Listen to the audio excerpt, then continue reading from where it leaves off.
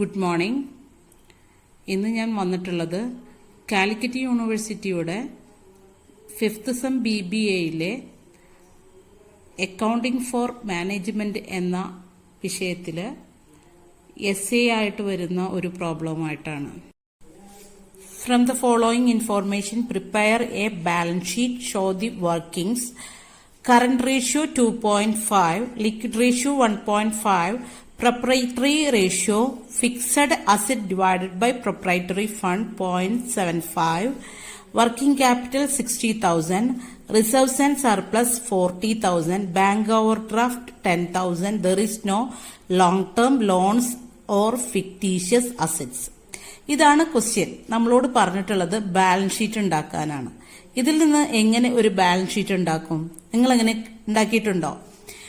ഇതിൽ നമുക്ക് തന്നിട്ടുള്ള ഐഡിയാസ് കറന്റ് റേഷ്യോ തന്നിട്ടുണ്ട്, ലിക്വിഡ് റേഷ്യോ തന്നിട്ടുണ്ട്, പ്രൊപ്രൈറ്ററി റേഷ്യോ എന്ന് പറഞ്ഞാൽ ഒരു ഷെയർ ഹോൾഡേഴ്സിന്റെ ഫണ്ട് എത്രത്തോളം ഫിക്സഡ് അസറ്റിൽ ഇൻവെസ്റ്റ് ചെയ്തിട്ടുണ്ട് എന്നുള്ളതാണ് പ്രൊപ്രൈറ്ററി റേഷ്യോ എന്ന് പറയുന്നത്. ഇവിടെ ഫിക്സഡ് അസറ്റിൽ 0.75 മാത്രമേ ഉള്ളൂ, ബാക്കിയുള്ളതൊക്കെ വർക്കിംഗ് ക്യാപിറ്റലാണ്. അപ്പൊ 75% ഫിക്സഡ് അസറ്റിലും ബാക്കി വരുന്നത് 25% എന്തിലാണ് വരുന്നത്? വർക്കിംഗ് ക്യാപിറ്റലിലാണ്. അത് ഉദ്ദേശിക്കുന്നതാണ് പ്രൊപ്രൈറ്ററി റേഷ്യോ എന്ന് പറയുന്നത്. പ്രൊപ്രൈറ്ററി റേഷ്യോ എന്ന് പറഞ്ഞാൽ fixed asset divided by proprietary fund. ഒരു പ്രൊപ്രൈറ്ററിയുടെ ഒരു ഷെയർ ഹോൾഡേഴ്സിന്റെ ഫണ്ട് എത്രത്തോളം ഫിക്സഡ് അസറ്റിൽ ഇൻവെസ്റ്റ് ചെയ്തിട്ടുണ്ട് എന്നുള്ള റേഷ്യോ ആണ് പ്രൊപ്രൈറ്ററി റേഷ്യോ എന്ന് പറയുന്നത്. വർക്കിംഗ് ക്യാപിറ്റൽ തന്നിട്ടുണ്ട്, റിസർവ്സ് ആൻഡ് സർപ്ലസ് തന്നിട്ടുണ്ട്, ബാങ്ക് ഓവർഡ്രാഫ്റ്റ് തന്നിട്ടുണ്ട്. എന്നാൽ ലോൺസ് ആൻഡ് ഫിക്ടീഷ്യസ് അസറ്റ് കമ്പനിക്ക് ഇല്ല. ഇത്രയാണ് ക്വസ്റ്റ്യനിൽ പറയുന്നത്. ഇത് വെച്ചിട്ട് നമ്മൾ ഒരു ബാലൻസ് ഷീറ്റ് ഉണ്ടാക്കണം. ആദ്യം നമ്മൾക്ക് തന്നിട്ടുള്ള ഐഡിയ എന്താണ്? കറന്റ് റേഷ്യോ ആണ്. കറന്റ് റേഷ്യോ വെച്ചിട്ട് നോക്കുക. Current ratio is equal to എന്താ? Current ratio is equal to current assets divided by current liabilities. നമുക്കറിയാം കറന്റ് അസെറ്റ്സിന്റെ വാല്യൂ എന്ന് പറയുന്നത് ഇവിടെ എത്ര പ്രൊപ്പോർഷനിലാണ് കിടക്കുന്നത്? 2.5ലും. കറന്റ് ലയബിലിറ്റി എന്ന് പറയുന്നത് 1 ആണ്. 2.5 എന്ന് പറഞ്ഞാൽ ഡിവൈഡഡ് ബൈ 1 എന്നുള്ളതാണ്. ഡിവൈഡഡ് ബൈ അപ്പൊ 2.5:1 ആണ് കറന്റ് റേഷ്യോ എന്ന് പറയുന്നത്. അത് നമ്മൾക്ക് കിട്ടി. അങ്ങനെയാണെങ്കിൽ കറന്റ് അസെറ്റ് എത്രയായിരിക്കും? കറന്റ് അസെറ്റ്സ് എന്ന് പറയുന്നത് അസെറ്റ്സ് 1 ആണെന്ന് അറിയാം. നമ്മൾ പലപ്പോഴും ഈ പ്രോബ്ലം ചെയ്തിട്ടുണ്ട്. അസെറ്റ്സ് 1 ആണ്. കറന്റ് ലയബിലിറ്റി എന്ന് പറയുന്നത് കറന്റ് അസെറ്റ് എന്ന് പറയുന്നത് 2.5 ആണ്. 2.5 ആണ്. കറന്റ് ലയബിലിറ്റി എന്ന് പറയുന്നത് 1 ആണ്. അങ്ങനെയാണെങ്കിൽ നമ്മളുടെ working capital is equal to അതിന്റെ പ്രൊപ്പോർഷൻ എങ്ങനെയും capital is equal to current assets minus current liability. അതായത് 2.5 മൈനസ് 1, അതായത് 1.5 ആണ് വർക്കിംഗ് ക്യാപിറ്റൽ. അപ്പൊ നമുക്ക് എന്തൊക്കെ കിട്ടി? വർക്കിംഗ് ക്യാപിറ്റൽ കിട്ടി, കറന്റ് അസെറ്റ്സിന്റെ പ്രൊപ്പോർഷൻ കിട്ടി, കറന്റ് ലയബിലിറ്റിയുടെ പ്രൊപ്പോർഷൻ കിട്ടി, വാല്യൂ പ്രൊപ്പോർഷൻ കിട്ടി, അതേപോലെ തന്നെ വർക്കിംഗ് ക്യാപിറ്റലിന്റെ വാല്യൂ പ്രൊപ്പോർഷനും കിട്ടി. നമ്മൾക്ക് നമ്മളുടെ ക്വസ്റ്റ്യനിൽ വർക്കിംഗ് ക്യാപിറ്റൽ ഡയറക്റ്റ് തന്നിട്ടുണ്ട്. എത്ര എമൗണ്ട് ആണ് വർക്കിംഗ് ക്യാപിറ്റൽ നമുക്ക് തന്നിട്ടുണ്ട്? എത്രയാണ്? Working capital is equal to 60,000. അപ്പൊ നമുക്ക് എന്ത് കണ്ടെത്താൻ പറ്റും? കറന്റ് അസറ്റും കണ്ടെത്താൻ പറ്റും, കറന്റ് ലയബിലിറ്റിയും കണ്ടെത്താൻ പറ്റും. അപ്പൊ കറന്റ് അസറ്റ് കണ്ടെത്തണ എങ്ങനെ? Current asset is equal to നമ്മൾ ഇതുപോലത്തെ കുറെ പ്രോബ്ലംസ് ചെയ്തിട്ടുണ്ട്. Current assets is equal to current അസറ്റ്സിന്റെ പ്രൊപ്പോർഷണൽ വാല്യൂ എത്രയാണ്? 2.5 ഇൻറ്റു നമ്മൾ എന്തുമായിട്ടാണ് താരതമ്യം നടത്തുന്നത്? 60,000 വർക്കിംഗ് ക്യാപിറ്റലുമായിട്ടാണ്. അതിന്റെ 60,000 ആണ്. വർക്കിംഗ് ക്യാപിറ്റലിന്റെ പ്രൊപ്പോർഷണൽ വാല്യൂ എത്രയാണ്? 1.5. അത് അണ്ടറിലിടാം, ഡിനോമിനേറ്ററിലിടാം. അങ്ങനെ 2.5 ഇൻറ്റു 60,000 ഡിവൈഡഡ് ബൈ 1.5 1 lakh ആണ് നമ്മളുടെ കറന്റ് അസറ്റ് എന്ന് പറയുന്നത്. അപ്പൊ എത്രയാണ് നമ്മളുടെ കറന്റ് അസറ്റ്? എന്താണ്? 1 lakh. അങ്ങനെയാണെങ്കിൽ കറന്റ് ലയബിലിറ്റി എങ്ങനെ കണ്ടുപിടിക്കും? Current liabilities is equal to ഇതുപോലെ തന്നെ കണ്ടെത്താം. കറന്റ് ലയബിലിറ്റിയുടെ പ്രൊപ്പോർഷൻ എത്രയാണ് നമ്മൾ പറഞ്ഞിട്ടുള്ളത്? 1 ആണ്. 1 ഇൻറ്റു നമ്മളുടെ വർക്കിംഗ് ക്യാപിറ്റലിന്റെ എമൗണ്ട് എത്ര? 60,000. ഈ വർക്കിംഗ് ക്യാപിറ്റലിന്റെ അണ്ടറിൽ എന്ത് എഴുതണം? അതിന്റെ പ്രൊപ്പോർഷണൽ വാല്യൂ 1.5 ഈക്വൽ ടു എത്രയാണ്? 60,000 ഡിവൈഡഡ് ബൈ 1.5 എന്ന് പറയുന്നത് എത്രയാണ്? 1.5 എന്ന് പറയുന്നത് 40,000 ആണ്. 40,000 ആണ് എന്തെന്ന് പറയുന്നത്? കറന്റ് ലയബിലിറ്റി എന്ന് പറയുന്നത്. അപ്പൊ കറന്റ് അസറ്റും കറന്റ് ലയബിലിറ്റിയും നമുക്ക് കിട്ടി. ഇനി നമുക്ക് ലിക്വിഡ് അസറ്റ് കിട്ടണം. ലിക്വിഡ് അസറ്റ്, സ്റ്റോക്ക് ഒക്കെ കിട്ടണം. ലിക്വിഡ് അസറ്റ് കിട്ടാനുള്ള ഇത് നമ്മളുടെ ക്വസ്റ്റ്യനിൽ തന്നെ ഉണ്ട്. ലിക്വിഡ് അസറ്റിന്റെ ലിക്വിഡ് റേഷ്യോ തന്നിട്ടുണ്ട്. 1.5 ആണ് ലിക്വിഡ് റേഷ്യോ എന്ന് പറയുന്നത്. 1.5 ആണ്. അപ്പൊ liquid ratio is equal to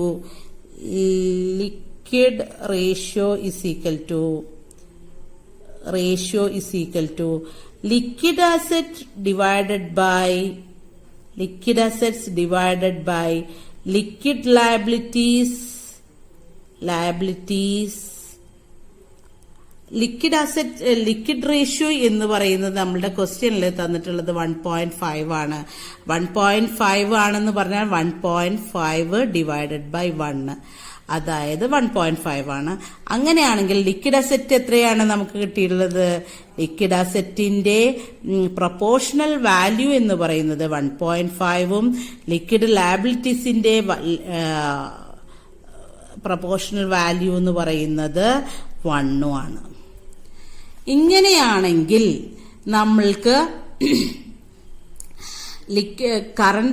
ഇങ്ങനെയാണെങ്കിൽ നമ്മുടെ ലിക്വിഡ് അസറ്റിന്റെ എമൗണ്ട് എത്രയാണെന്ന് കണ്ടെത്തണം. Liquid asset is equal to എത്രയാണ്? ലിക്വിഡ് അസറ്റ്സ് എത്രയാണ്?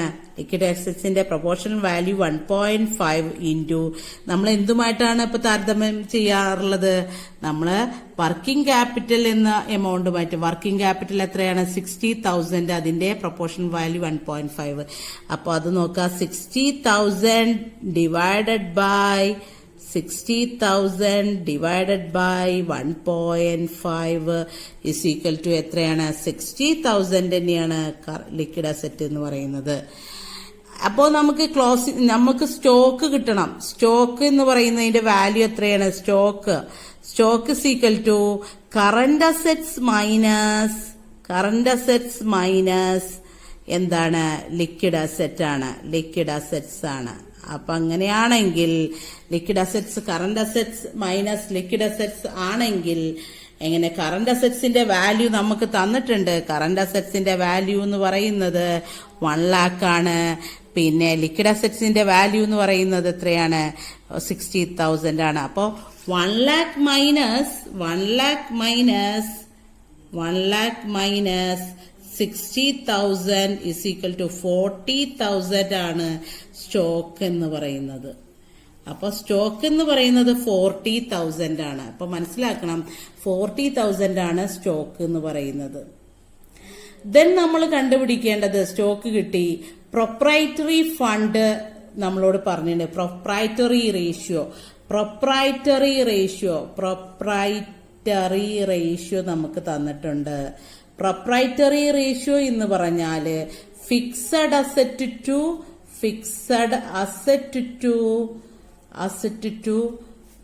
പ്രൊപ്രൈറ്റേഴ്സ് ഫണ്ടാണ്.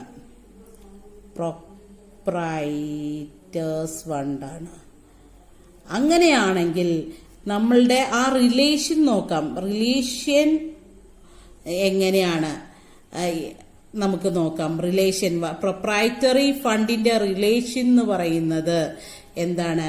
പ്രൊപ്രൈറ്ററി ഫണ്ട്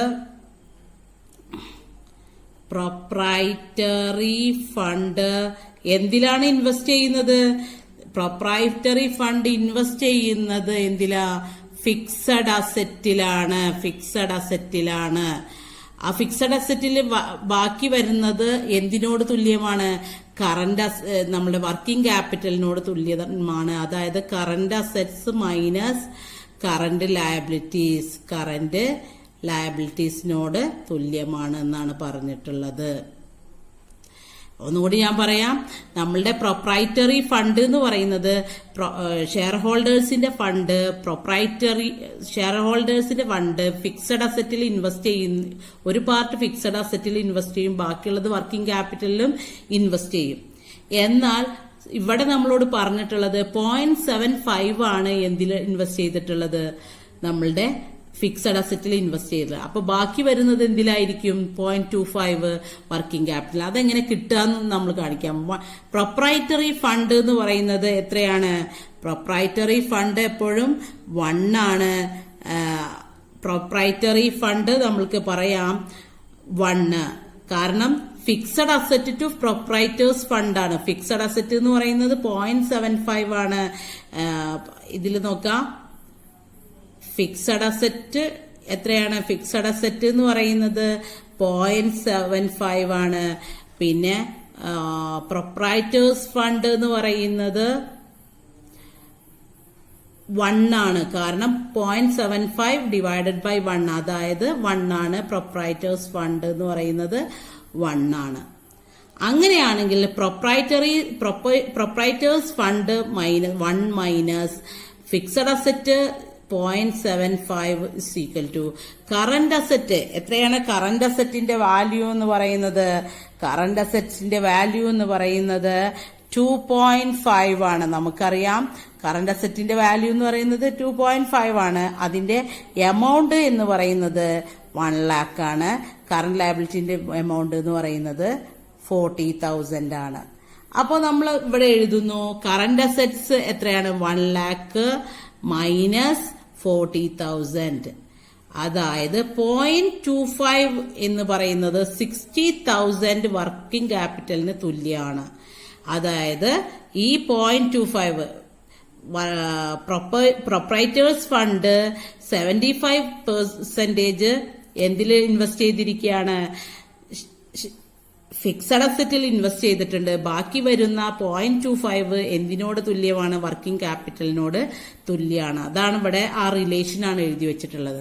അങ്ങനെയാണെങ്കിൽ പ്രൊപ്രൈറ്ററി ഫണ്ട് നമുക്ക് കിട്ടും. പ്രൊപ്രൈറ്ററി ഫണ്ട് നമുക്ക് കണ്ടെത്താൻ പറ്റും. Proprietary fund is equal to അവരുടെ പ്രൊപ്പോർഷണൽ വാല്യൂ എന്ന് പറയുന്നത് 1 ആണ്. നമ്മൾ കണ്ടെത്തിയിട്ടുണ്ടായിരുന്നു 1 into 60,000 working capital divided by proprietary fund എത്രയാണ് വർക്കിംഗ് ക്യാപിറ്റൽ ഇൻവെസ്റ്റ് ചെയ്തുള്ളത്? 0.25. അത് കൊടുത്തു കഴിഞ്ഞാൽ നമുക്ക് എന്ത് കിട്ടി? 2,40,000 ആണ് പ്രൊപ്രൈറ്റേഴ്സ് ഫണ്ട് എന്ന് പറയുന്നത്. അങ്ങനെയാണെങ്കിൽ നമ്മളുടെ പ്രൊപ്രൈറ്റേഴ്സ് ഫണ്ട് 2,40,000 ആണെങ്കിൽ, അതായത് ബാക്കി എമൗണ്ട് ഒരു പ്രൊപ്രൈറ്റേഴ്സ് ഫണ്ടിൽ എന്തൊക്കെ അടങ്ങിയിട്ടുള്ളതാണ്? പ്രൊപ്രൈറ്റേഴ്സ് ഫണ്ട് എന്ന് പറയുന്നത് share capital plus reserves and surplus ആണ്. എന്തെന്ന് പറയുന്നത്? പ്രൊപ്രൈറ്റേഴ്സ് ഫണ്ട് എന്ന് പറയുന്നത്. അപ്പൊ എപ്പോഴും മനസ്സിലാക്കണം ഷെയർ ക്യാപിറ്റൽ. അപ്പൊ നമുക്ക് എങ്ങനെ കിട്ടുക? പ്രൊപ്രൈറ്റേഴ്സ് ഫണ്ട് 2,40,000 കിട്ടിയിട്ടുണ്ട്. നമ്മളുടെ ക്വസ്റ്റ്യനിൽ surplus fund reserves and surplus എത്ര തന്നിട്ടുണ്ട്? 40,000 തന്നിട്ടുണ്ട്. അപ്പൊ അങ്ങനെയാണെങ്കിൽ നമുക്ക് ഷെയർ ക്യാപിറ്റൽ എത്രയാണെന്ന് കണ്ടെത്താൻ പറ്റും. അപ്പൊ share capital is equal to എത്രയാണ്? Share capital is equal to proprietors fund minus reserves and surplus. അങ്ങനെയാണെങ്കിൽ proprietors fund 2,40,000 minus reserves and surplus എത്രയാണ് നമ്മളുടെ ക്വസ്റ്റ്യനിൽ തന്നിട്ടുള്ളത്? 40,000. ആ 40,000 നമ്മൾ ലെസ് ചെയ്യുന്നു. അപ്പോൾ 2 lakh ആണ് നമ്മളുടെ എന്തെന്ന് പറയുന്നത്? ഷെയർ ക്യാപിറ്റൽ എന്ന് പറയുന്നത്. അപ്പോൾ നമ്മളുടെ ഷെയർ ക്യാപിറ്റൽ കിട്ടി. ഇനി നമ്മൾക്ക് കാണാനുള്ളത് ഫിക്സഡ് അസറ്റ് ആണ് കണ്ടെത്തേണ്ടത്. ഫിക്സഡ് അസറ്റ് എത്രയായിരിക്കും? Fixed asset fixed assets is equal to എത്രയാവും? നമ്മളുടെ 0.75 ആണ് ഫിക്സഡ് അസറ്റിന്റെ റേഷ്യോ എന്ന് പറയുന്നത്. 0.75 അതിന്റെ പ്രൊപ്പോർഷണൽ വാല്യൂ എന്ന് പറയുന്നത്. ഫിക്സഡ് അസറ്റിന്റെ പ്രൊപ്പോർഷണൽ വാല്യൂ എന്ന് പറയുന്നത് 0.75 ആണ്. എന്താണ്? Proprietary fund is equal to fixed asset divided by proprietors fund. Proprietary ratio is equal to fixed asset divided by proprietors fund. അപ്പൊ ഫിക്സഡ് അസറ്റ് എന്ന് പറയുന്നത് 0.75 ആണ്. അപ്പൊ നമുക്ക് ഇവിടെ എടുക്കാം 0.75 ഇൻറ്റു എത്രയാണ്? എത്ര എമൗണ്ട് ആണ് നമ്മൾ എന്തിൽ ഉൾപ്പെടുത്തുന്നത്? Proprietors fund 2,40,000 divided by proprietors fund 75% ആണ് ഫിക്സഡ് അസറ്റിൽ ഇൻവെസ്റ്റ് ചെയ്യുന്നത്. ഡിവൈഡഡ് ബൈ 1 ആണ്. പ്രൊപ്രൈറ്റേഴ്സ് ഫണ്ടിന്റെ പ്രൊപ്പോർഷണൽ വാല്യൂ എന്ന് പറയുന്നത് 1 ആണ്. അങ്ങനെയാണെങ്കിൽ 1,80,000 ആണ് എന്തെന്ന് പറയുന്നത്? ഫിക്സഡ് അസറ്റ് എന്ന് പറയുന്നത്. അങ്ങനെ നമുക്കറിയാം ഫിക്സഡ് അസറ്റിന്റെ പ്രൊപ്രൈറ്റേഴ്സ് ഫണ്ടിന്റെ പ്രൊപ്പോർഷണൽ വാല്യൂ എന്ന് പറയുന്നത് 1 ആണ്. ആ 1 ആണ് ഈ അണ്ടറിലിട്ടിരിക്കുന്നത്. അതേപോലെ തന്നെ ഫിക്സഡ് അസറ്റിന്റെ proportional value 0.75 into 2,40,000 divided by 1 into 1,80,000. ഇത്രയാ. ഇത് കണ്ടെത്തിയതിനു ശേഷം ഇനി നമ്മൾക്ക് ബാലൻസ് ഷീറ്റ് വരച്ച് ചേർക്കണം. ഓക്കെ, ഇത്രയും ഐറ്റംസ് ഉണ്ട്. ഓക്കെ, ഇനി നമുക്ക് ബാലൻസ് ഷീറ്റ് വരയ്ക്കാം. ബാലൻസ് ഷീറ്റിൽ ലയബിലിറ്റി എഴുതാം, ലയബിലിറ്റീസ് എഴുതാം, അസറ്റ് എഴുതാം, സെറ്റ്സ് എഴുതാം, എമൗണ്ട് എഴുതാം. അങ്ങനെയാണെങ്കിൽ ലയബിലിറ്റീസിൽ ഫസ്റ്റ് വരുന്നത് ഷെയർ ഹോൾഡേഴ്സ് ഫണ്ടാണ്. ഷെയർ ഹോൾഡേഴ്സ് ഫണ്ടില് ആദ്യം വരുന്നത് ഷെയർ ക്യാപിറ്റലാണ്. ഷെയർ ക്യാപിറ്റൽ ആണ് ഫസ്റ്റ് വരിക. ഷെയർ ക്യാപിറ്റൽ നമ്മൾ എത്രയാണ് കണ്ടെത്തിയിട്ടുള്ളത്? നമ്മൾ പ്രോബ്ലത്തിൽ നമ്മൾ ചെയ്തപ്പോൾ ഷെയർ ക്യാപിറ്റൽ കണ്ടെത്തിയിട്ടുണ്ടായിരുന്നു 2 lakh. ആ 2 lakh എടുത്തെഴുതാം. ദെൻ റിസർവ്സ് ആൻഡ് സർപ്ലസ് നമ്മൾ പ്രോബ്ലത്തിൽ ക്വസ്റ്റ്യനിൽ തന്നിട്ടുണ്ട്. റിസർവ്സ് ആൻഡ് സർപ്ലസ് 40,000 ആണെന്ന് തന്നിട്ടുണ്ട്. ആ റിസർവ്സ് ആൻഡ് സർപ്ലസ് 40,000 നമ്മൾ എഴുതാം. ദെൻ ബാങ്ക് ഓവർ ഡ്രാഫ്റ്റ് നമുക്ക് തന്നിട്ടുണ്ട്. ക്വസ്റ്റ്യനിൽ ബാങ്ക് ഓവർ ഡ്രാഫ്റ്റ് തന്നിട്ടുണ്ട്. ആ bank overdraft എടുത്തെഴുതാം.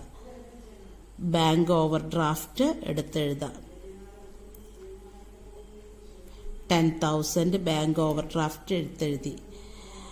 Bank overdraft എടുത്തെഴുതിയതിന് ശേഷം നമ്മൾ ചെയ്യേണ്ട ഒരൊറ്റ കാര്യം, നമ്മളുടെ കറന്റ് ലയബിലിറ്റീസ് നമ്മൾ കണ്ടെത്തിയിട്ടുണ്ടായിരുന്നു. കറന്റ്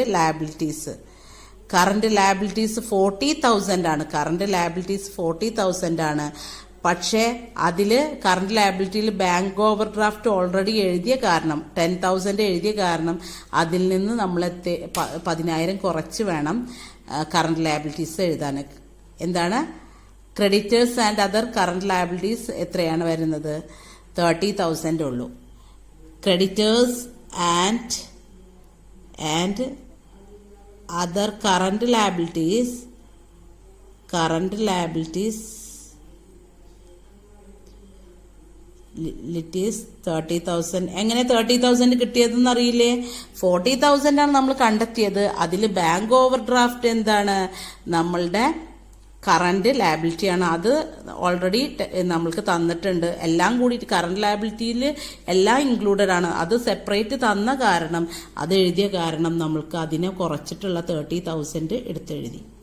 ദെൻ നമ്മൾക്ക് വരുന്നത് ഫിക്സഡ് അസറ്റ് ആണ്. ബാക്കി എല്ലാ ഐറ്റവും നമ്മൾ എഴുതി കഴിഞ്ഞു. ലയബിലിറ്റിയിലെ ഫിക്സഡ് അസറ്റ്സ് ആണ്. ഫിക്സഡ് അസറ്റ് നമ്മൾ കണ്ടെത്തിയിട്ടുണ്ട് 1,80,000. പ്രോബ്ലത്തിൽ നമ്മൾ കണ്ടെത്തിയിട്ടുണ്ടായിരുന്നു 1,80,000. ഇനി സ്റ്റോക്ക് ഇതുപോലെ നമ്മൾ കണ്ടെത്തിയിട്ടുണ്ട് 40,000. ഓരോ ഐറ്റവും കണ്ടെത്തിയത് എഴുതിയാൽ മതി. Stock is equal to 40,000. Then നമ്മൾ കണ്ടെത്തിയിട്ടുള്ളത് ക്യാഷ് ആൻഡ് ഡെപ്റ്റേഴ്സ്, അതായത്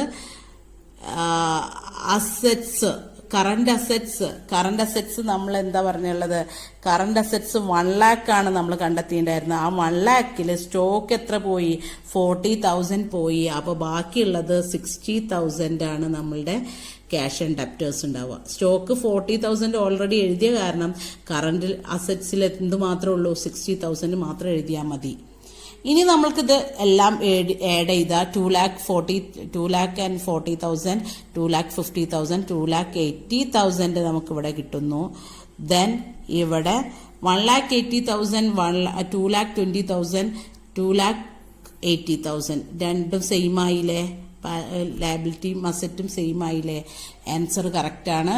അപ്പോൾ ഇതുപോലെ നിങ്ങൾ എസ്സേയുടെ പ്രോബ്ലം ചെയ്യുക. Thank you for watching this video.